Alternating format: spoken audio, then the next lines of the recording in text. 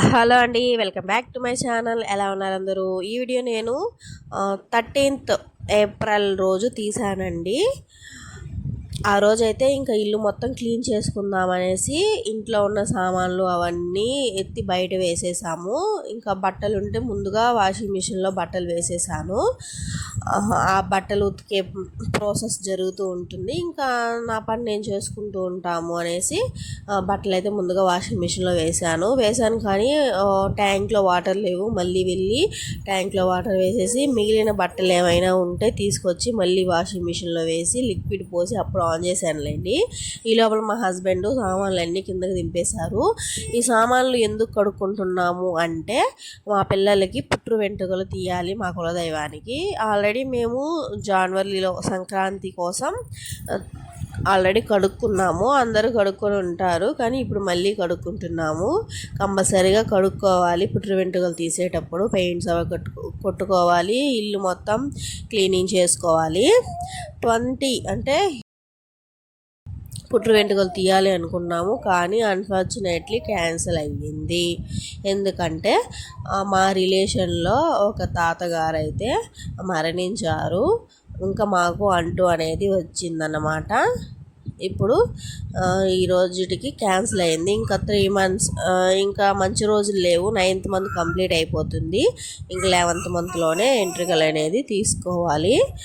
అందుకు ఇంకా 11th monthలో post phone అయ్యింది. పుట్టు వెంట్రుకలు తీసే అంటే కార్యక్రమం కూడా వీడియో తీసి పెట్టాలి అనుకున్నాను. ఆల్రెడీ ముందు వీడియోలో చెప్పాను పుట్టు వెంట్రుకలు తీస్తున్నామని.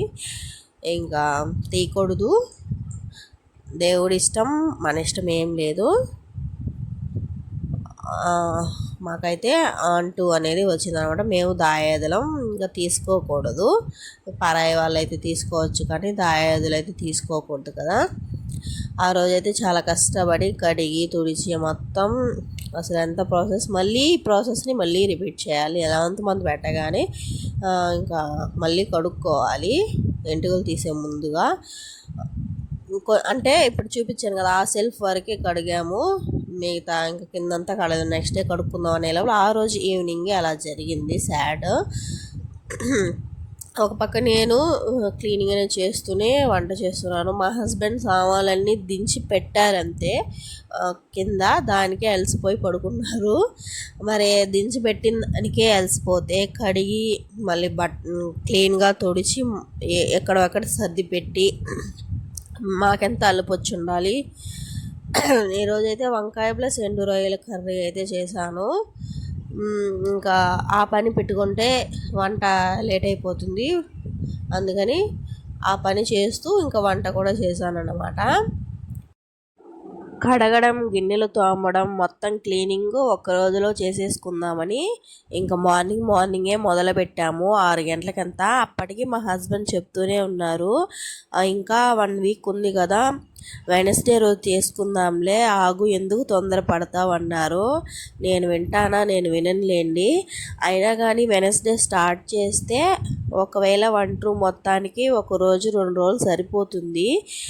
ఇంకా పిల్లలు లేకపోతే, చిన్నపిల్లలు లేకపోతే 1 రోజులో అయిపోతుంది. చిన్నపిల్లలు ఉన్నారు కాబట్టి వాళ్ళు ఏడుస్తారు. ఇంకా ఇంట్లో పని, వంట చేసుకోవాలి, అవంతా చేయాలంటే టైం అవుతుంది. అందుకని సండే స్టార్ట్ చేసేద్దాం. 2 daysలో వంట రూమ్ క్లీనింగ్ అయిపోయినా సరే ఇంకా మొత్తం బెడ్రూము, హాలు ఇవంతా ఉంది కదండి, బట్టలు మడుచుకోవాలి. మాకు చాలా ఇరుకైన ప్లేసు, చాలా అడ్డాలు, అంటే కొంచెం మొత్తం అడ్డాలు ఉంటాయి. మంచం కింద, మన బెడ్రూమ్లో బండ పైన అంతా సర్దుకోవాలి. మొత్తం డస్ట్తో నిండిపోయి ఉంటుంది. ఒక్కొక్క రోజు ఒక్కొక్కటి పైన మొత్తం ఒక రోజు క్లీన్ చేస్తే ఇంకా కింద బట్టలు మర్చుకోవడం అలాంటివి చేసుకుంటాను. ఇంకా నీకోసం ఎదురు చూడాలి కదా, ఈరోజు ఖాళీగా ఉన్నావు కాబట్టి చెప్తున్నాను అని అన్నాను. సరేలే నీ ఇష్టం అని చెప్పి పాపం మార్నింగే 6 గంటలకంతా దించి పెట్టేశారు పైన నుంచి.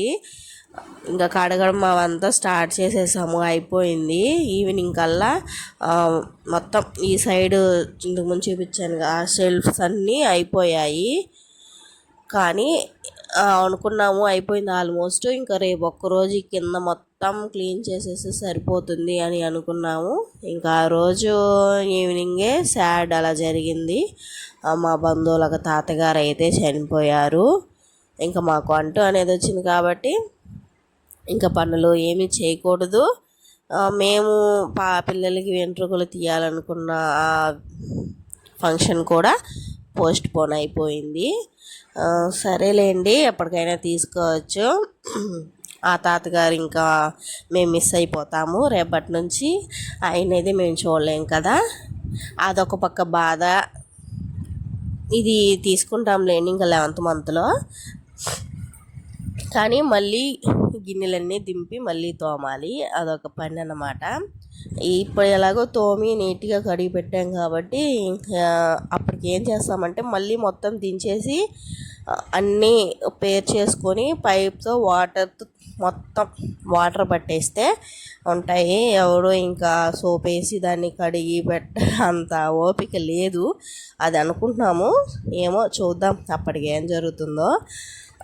మా ఆయన అప్పుడు చెప్పారు ఒక డైలాగ్, నేను అప్పుడే చెప్పాను కదా ఒక 2 రోజులు ఉందాం ఆగి చేసుకుందామని, నువ్వు వింటావా నువ్వు వినవు అని. నాకేం తెలుసు అండి అలా జరుగుతుందని, మనం ఏమైనా కలగంటామా? అన్ఫార్చునేట్లీ అలా జరిగిపోయింది.